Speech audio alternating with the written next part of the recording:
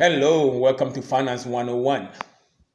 On today's video, I'm going to show you why it is important to stick to solid company that have good growth, have moat, that keeps growing year after year.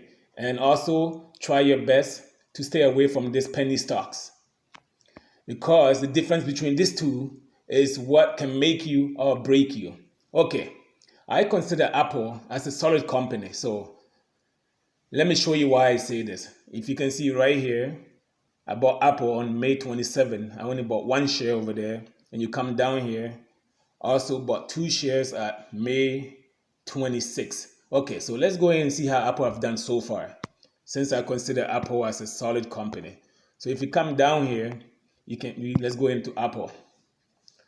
We can see since when I bought Apple, if you come down here from May until today is what, August 3rd, you can see that I am up 16.7%.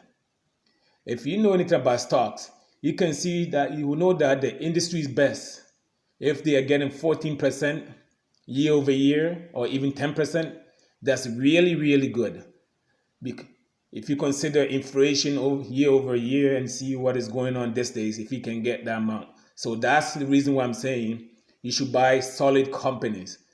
Because when you buy a solid company, well, the goal of investing is not to make a big chunk of money at once. The goal is slowly build on what you have, your wealth, and even if it does nothing for you and it covers your inflation, at the end, say 5 years from now, you're gonna say, okay, I put $1,000 here and that $1,000 still worth 1,000. That'll be really good. But if you get in good companies, you're gonna compound at least 15% year over year on your money.